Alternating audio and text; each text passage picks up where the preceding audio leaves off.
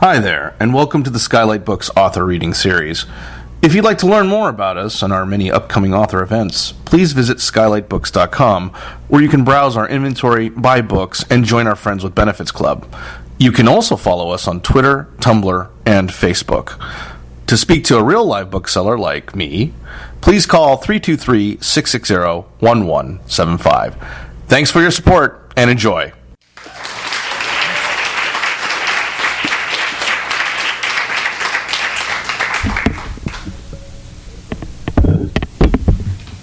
Thank you very much.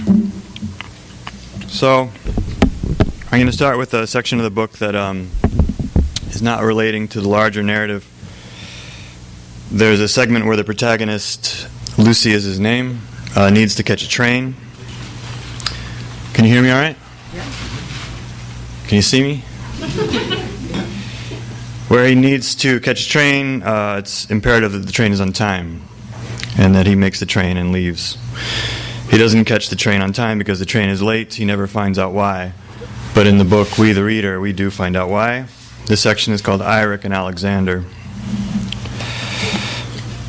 The assistant train engineer named Eirik was entertaining disappointment in the tavern after hearing news that his junior colleague Alexander would be made full engineer, an insult considering Eirik's seniority and years of loyal service to the company. He had had 9 plum brandies when Alexander entered the tavern, nodding his small greetings all around but making no announcement of his advancement, which somehow was worse than if he had, for it was plain just to look at him that he was distending with pride. He took a seat beside Eirik and laid a palm on his back. Eirik felt a measure of pity in that hand, and he rolled his shoulder to remove its weight. Alexander volunteered to buy Eirik a drink, but he declined. "Thank you all the same," he said, "but I'm not quite destitute yet." "I wish you wouldn't take it that way," said Alexander. "Wishing is a pastime for disappointment, nothing more," Eirik replied. "Take it from one who knows." Now Alexander became serious, and he spoke with an edge to his voice Eirik had not heard before. "Look now," he said, "we've got to work together. Tomorrow morning and every morning after. You and I have always got along well enough. I do hope there won't be any problems between us now." Eirik found himself regarding the ringed baby flesh of the man's neck, imagining what it would feel like to grip it in his hands. And in that same unsettling way one realizes he's left the door to his home ajar, Eirik knew that he could kill Alexander. Not that he would, but that it was possible. "There won't be any problems coming from me," Eirik said, and he excused himself, bowing exaggeratedly before weaving from the tavern and into the road. He went home for his supper but found no solace there, his foul mood compounded by his wife's miserly cheese portion. His wife was always miserly with her cheese portions, but the amount he received that night was even more scant than usual. He sat at the table alone, staring at his empty plate and considering his private theory, which was that his wife secretly ate the cheese herself while he was at work. "More cheese," he called. Her voice from the larder was unemotional. "There is none left." "How in the world did we eat through an entire wheel in less than half a month?" he asked. "What can I tell you?" she said. "You eat it, and then it's gone." "But I don't eat it. That's just the problem," he said. He moved to the kitchen and found her stacking plates, her back to him. "You eat it." She stiffened and turned to look at her husband, loathing everything about him. His weak chin, his sour odor, his lopsided mustache, his stoop. The thing was, she really did secretly eat the cheese. No sooner would Eirik leave for work than she would go for the hidden wheel and tug away a goodly-sized piece, savoring this in a corner nook otherwise unused, save for this lone and lonely activity. She was unsatisfied in most every aspect of her life, and the cheese was one of the very few pleasures she had. Now it appeared that this too would be stolen from her. "All right then," she thought, "take it all, even my smallest happiness." Reaching her arm deep into the cupboard, she removed the hoarded cheese and laid it on the counter before making for the privacy of the attic, where she wept in the full-throated style, feeling just as sorry for herself as a person could ever hope to feel. Eirik stood a while, swaying and listening to his wife's jerky, breathy sobbings. He knew he should move to comfort her, but found the desire to do so entirely absent, being far too excited about this unexpected surplus of Gouda. I'll pay her a visit after a snack, perhaps, he thought, and brought the cheese to the dining room table, consuming the entire half wheel in addition to a bottle of elderberry wine, afterwards passing out in his chair and suffering through a cycle of horrific dreams and visions. Alexander furiously copulating with his wife while eating his, Eirik's, cheese. His wife lying on the table nude, while Alexander carved elegant swaths into her broad white calf with a paring knife, for she herself was fashioned from cheese.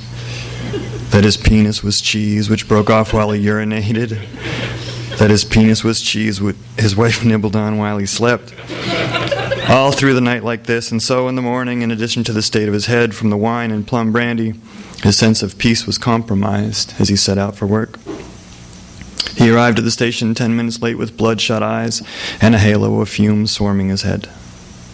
Alexander recognized the man's impairment and felt a professional impulse to chastise him. "So you kept it up last night?" he asked. "I did what I had to do. And now? Now I will do the same." An uneasy beginning then. They spoke little as the hours went by. Eirik's pain and insult were stubbornly insistent, but he knew he would get through that day, and that the next day would not be quite so bad. In passing time, he thought of the loveliness of a glass of brandy, the first glass after a shift, the way it drew down his throat and coated his insides with flammable heat, afterwards leaving an aroma of smoked plums smoldering in his nostrils and mouth when he exhaled. It was very invigorating, that first plum brandy, and he began to look forward to it with earnest and uncomplicated appreciation. His anger diminishing, he decided he would buy his wife a wheel of cheese on the way home from the tavern, and that he would encourage her to eat just as much as she wanted in plain sight, so long as he could have his fair share as well.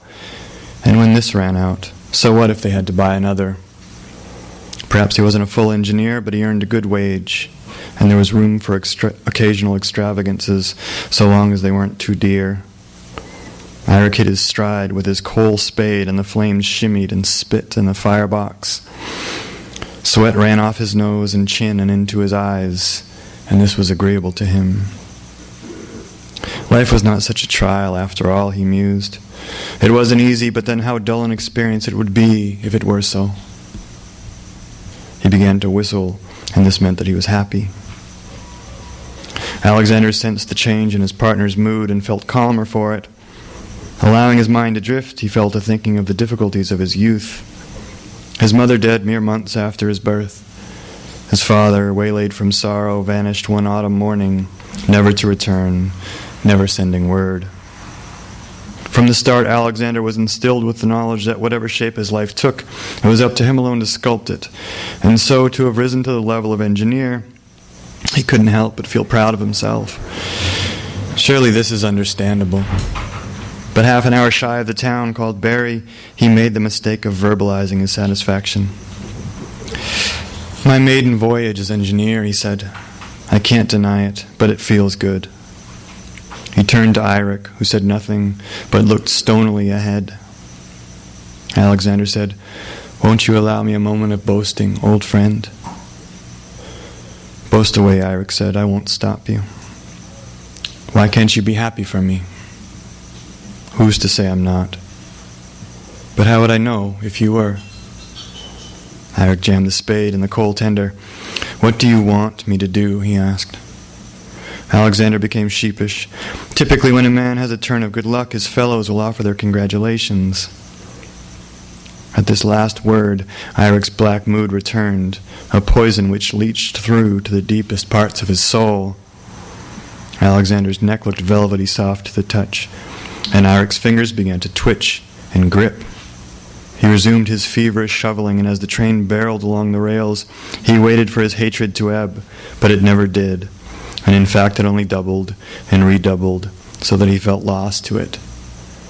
Resignedly, he waited for the best moment to exercise this feeling. The train eased into the station at Barry. Alexander peered out, an attitude of calm defining his person. He turned to Eirik, meaning to offer some minor encouragement or compliment, when he saw that his co-worker was watching him with a fanatical look, his eyes dreadful, grotesquely transformed. The look made Alexander wary, and he asked, "What's the matter?" "You want me to congratulate you?" Eirik asked. "Don't you feel it's in order?" "Indeed it is, but you're certain you want me to?" What manner of test was this? Would Eirik strike him with a fist? Well then, better to have it out. Alexander was a healthy man, if portly, and had seen his share of tavern battles. He was not afraid of the stingy wretch who stood before him. Resting his hand on the brake lever and gripping it in his fist, he struck an upright and confident pose and said, "I'm certain, Eirik. Let's have it." The spade stuck out at an angle from the coal tender. Later, speaking to his cellmate, Eirik could muse that it was as if the spade were leaning towards him, offering itself for assistance. He swung it in a quick, tight circle, bringing the edge down on Alexander's hand, severing cleanly the man's foremost 3 fingers, while the fourth hung as if on a hinge. This swayed up and back, and Alexander stood there watching the blood drain from the stumps with the look of a man who had just witnessed a baffling illusion. "Congratulations," Eirik said. He collected the fingers with the spade, and he tossed them into the churning firebox. Thanks.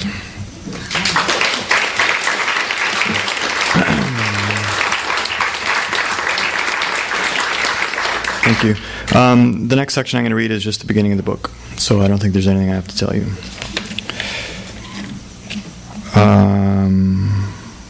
Lucy the Liar is the name of this section. Lucien Minor's mother had not wept, had not come close to weeping at their parting. All that day he'd felt a catch in his throat, and his every movement was achieved in degrees, as though swift activity would cause a breach of emotion. They had eaten breakfast together and lunch, but neither had spoken a word, and now it was time for him to go, but he couldn't step away from his bed, upon which he laid fully dressed, in coat and boots, sheepskin cap pulled low to his brow. Lucy was 17 years old, and this had been his room since birth. All that he could see and put his hand to was permeated with the bewildering memories of childhood. When he heard his mother asking unknowable questions to herself from the scullery downstairs, he was nearly overcome with sorrow. A valise stood alertly on the floor beside him.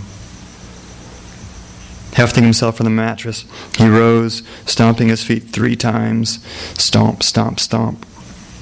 Gripping the valise by its swiveled leather handle, he walked downstairs and out the door, calling to his mother from the base of the steps before their homely cottage. She appeared in the doorway, lumpily squinting and clapping flour dust from her knuckles and palms. "Is it time?" she asked. When he nodded, she said, "Well, come here then." He climbed the 5 groaning stairs to meet her. She kissed his cheek before peering out over the meadow, scrutinizing the bank of storm clouds roiling up behind the mountain range which walled in their village. When she looked back at him, her expression was blank. "Good luck, Lucy," she said. "I hope you do right by this Baron. Will you let me know how it turns out for you?" "I will." "All right, goodbye." She re-entered the cottage, her eyes fixed to the ground as she closed the door, a blue door. Lucy could recall the day his father had painted it 10 years earlier. He'd been sitting in the shade of the anemic plum tree, marking the inscrutable industries of an anthill, when his father had called to him, pointing with the paintbrush, its bristles formed to a horn. A blue door for a blue boy. Thinking of this, and then hearing his mother singing an airy tune from within the cottage, Lucy experienced a dipping melancholy. He dissected the purposelessness of this feeling, for it was true he had never been particularly close with his parents, or rather, they had never cared for him in the way he had wished them to, and so they'd never had an opportunity to achieve any stable partnership. He was mourning the fact that there was nothing much to mourn at all, he decided. He elected to linger, a favored pastime. Sitting upon his upended valise, legs intertwined fashionably, he removed his new pipe from his coat pocket, handling it with care, much in the way one holds a chick. He had purchased the pipe only the day prior. Having never used one before, he took a particular interest as he filled it with the chocolate and chestnut-smelling tobacco. He lit a match, and he puffed. His head was enshrouded in fragrant smoke, and he felt very dramatic, and wished someone was watching him to witness and perhaps comment on this. Lucy was spindly and pale, bordering on sickly, and yet there was something pretty about him, too. His mouth was full, his black lashes long, his eyes large and blue. Privately, he considered himself comely in an obscure but undeniable way. He adopted the carriage of one sitting in fathomless reflection, though there was in fact no motion in his mind whatsoever. Holding the pipe head in the basin of his palm, he rotated the mouthpiece outward so that it rested between his middle and ring fingers. Now he pointed with it here and there, for this is what the pipe-smoking men in the tavern did when giving directions or recalling a location-specific incident. A large part of the pipe's appeal to Lucy was the way it became an extension of the body of the user, or functional appendage of his person. Lucy was looking forward to pointing with his pipe in a social setting. All he needed was an audience for whom to point, as well as something to point at. He took another draw, but being a fledgling, he became dizzy and tingly. Tapping the pipe against the heel of his palm, the furry clump clumped to the ground like a charred field mouse, and he watched the blurred tendrils of smoke bleeding out through the shredded tobacco. Staring up at the cottage, Lucy catalogued his life there. It had been lonely largely, though not particularly unhappy. 6 months earlier, he had fallen ill with pneumonia and nearly died in his bedroom. He thought of the kindly face of the village priest, Father Raymond, reading him his last rites. Lucy's father, a man without God, came home from working the fields to find the priest in his home. He led the man out by his arm, this accomplished in a business-like fashion, the way one shepherds a cat from the room. Father Raymond was startled to find himself treated in such a way. He watched Lucy's father's hand on his bicep, scarcely believing it. "But your son is dying," Father Raymond said. Lucy heard this clearly. "And what has that to do with you? I trust you can see yourself out now. Be a good chap and shut the door when you go." Lucy listened to the priest's hesitant, shuffling steps. After the latch caught, his father called out, "Who let him in?" "I didn't see the harm," his father called back. "Yes, but who summoned him?" "I don't know who, dear. He just came around." "He sniffed out the carrion like a vulture," said Lucy's father, and he laughed. In the night, alone in his room, Lucy became acquainted with the sensations of death. Much in the way one shudders in and out of sleep, he could feel his spirit slipping between the two worlds, and this was terrifying, but also lovely in some tickling way. The clock tower struck 2 when a man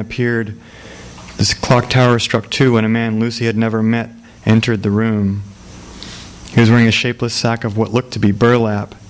His beard was trimmed and neat, brown to black in coloring. His longish hair was parted at the temple, as though it had just been set with brush and water. His feet were bare and sported caked ancient dirt running upwards to the shin bone. He padded past Lucy's bed to sit in the rocking chair in the corner. Lucy tracked him through gummy, slitted eyes. He was not afraid of the stranger particularly, but then he wasn't put at ease by his presence either. After a time, the man said, "Hello, Lucien." "Hello, sir," Lucy croaked. "How are you?" "I am dying." The man raised a finger. "That's not for you to say." Now he fell silent and rocked a while. He looked to be happy to be rocking, as though he'd never done it before and found it fulfilling. But then, as one troubled by a thought or recollection, his rocking ceased, and his face became somber, and he asked, "What is it that you want from your life, Lucy?" "Not to die." "Beyond that, if you were to live, what would you hope might come to pass?" Lucy's thoughts were slothful, and the man's query was a restless puzzle to him. And yet an answer arrived and spilled from his mouth, as though he had no control over the sentiment. "Something to happen," he said. The man in burlap found this interesting. "Are you not satisfied?" he asked. "I am bored," said Lucy. And he began to cry a little after he said this, for it seemed to him a pathetic statement indeed, and he was ashamed of himself, of his paltry life. But he was too weak to cry for long, and when his tears dried up, he stared at the candlelight in shadows, stuttering and lapping against the pale white seam where the wall met the ceiling. His soul was coming loose when the man crossed over, knelt at the bedside, put his mouth to Lucy's ear, and inhaled. As he did this, Lucy felt all the heat and discomfort leaving his body. The man exited, holding his breath, and walked down the hall to Lucy's parents' room. A moment later, Lucy's father suffered a coughing fit.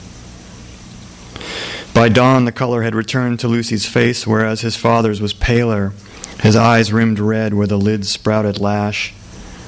At dusk, his father was bedridden, while Lucy took heedful steps around the room. When the sun rose the next morning, Lucy felt perfectly well, other than a tenderness in his joints and muscles, and his father was dead in his bed, his mouth a gory sneer, hands stiffened to claws. The undertakers came to remove the corpse, and one of them slipped going down the steps, knocking Lucy's father's head against the corner of the tread. The violence of the blow was such that it punched a triangulated divot in the skull at the forehead, and yet the wound did not bleed, an oddity which the undertakers discussed and commented on in Lucy's presence. Lucy followed the trio out the door and watched as his frozen father was loaded into an unclean cart. The cart departed, and the corpse rocked to and fro as if under its own impulse. A spinning wind swooped under Lucy's nightshirt, and the frost from the earth breathed coolly up his ankles. Dancing back and forth on the balls of his feet, he waited for a feeling of remorse or reverence which did not arrive, not on that day or any other day either. In the months that followed, Lucy's mother's attitude towards him soured further. Eventually she admitted that, though she knew Lucy was not explicitly at fault, she felt him partway responsible for his father's death, as he had unwittingly transferred his illness to an otherwise healthy man, and so had struck him down before his time. Lucy wanted to speak to his mother of the visitor in the burlap sack, but he had the sense that this was something he must not discuss, at least not with her. The episode proved a nagging burden, however, and at night he found himself starting in his bed every time the house settled. When he could no longer bear this feeling, he sought out Father Raymond. Lucy had no strong opinion of the church. "I don't know Adam from Adam," he was fond of saying, one of many self-authored quips he felt deserved a superior audience to the lard-armed women who loitered about the fountain in the square. But there was something in Father Raymond he had responded to, a sincerity, an unpolluted empathy. Father Raymond was a moral and humane man. He followed the Word of God to the letter, and at night, alone in his chambers, he felt the Holy Spirit coursing through his body like bird flocks. He was relieved to see Lucy in good health. In fact, he was relieved to see anyone. The village was largely non-religious, and he passed full days without so much as a knock on the door. He ushered his visitor into the sitting room, setting out a tray of ancient cookies which crumbled to sand before Lucy could deliver them to his mouth. A pot of pale tea offered no palatable diversion, and at last he gave up on the idea of refreshment altogether to tell the story of the stranger's visit. At the conclusion of the tale, Lucy asked who the man was, and Father Raymond made an overtaxed expression. "How would I know?" he asked. "I was wondering if it wasn't God," said Lucy. Father Raymond looked doubtful. "God doesn't travel through the night vomiting disease," he said. "Death, then," said Lucy. "Perhaps." Father Raymond scratched his nose. "Or perhaps he was a marauder. Is anything missing from the house that you noticed?" "Only my father," said Lucy. Said the priest. "He picked up a cookie which perished. He brushed the crumbs from his hands." "The man will come again, I think," said Lucy. "He told you this?" "No, but I feel it." "Well, there you are. Next time you see the fellow, you be sure and ask him his name." In this manner, Father Raymond did little to put Lucy's mind at ease regarding the stranger in the burlap sack, and yet he proved to be of assistance in another unexpected way. When Lucy admitted to having no plans for his future, the priest took the trouble to write letters of introduction to every castle within 100 kilometers, the idea being that Lucy might excel as some manner of servant. These letters went unanswered, save for one, penned by a man named Myron Olderglow, the majordomo of one Baron Von Aux estate in the remote wilderness of the eastern mountain range. Mr. Olderglow had been won over by Father Raymond's romantic description of Lucy as a, quote, unmoored soul in search of nestled safe harbor. It was rumored that Father Raymond spent his friendless nights reading adventure novels, which colored his dreams and waking life as well. Whether this was true or not is unknown. That the priest was partial to poetic turns of phrase is inarguable. An offer of employment in terms of payment rounded out the missive. The position, Mr. Olderglow assigned it the name of Undermajordomo, which Lucy and Father Raymond decided was not a word at all, was lowly, and the pay mirrored this. But Lucy, having nothing better to do and nowhere in the world to be, and feeling vulnerable at the thought of the man in burlap's return, embraced his fate and wrote back to Mr. Olderglow, formally accepting the offer, a decision which led to many things, including but not limited to true love, bitterest heartbreak, bright white terror of the spirit, and an acute homicidal impulse. Thank you.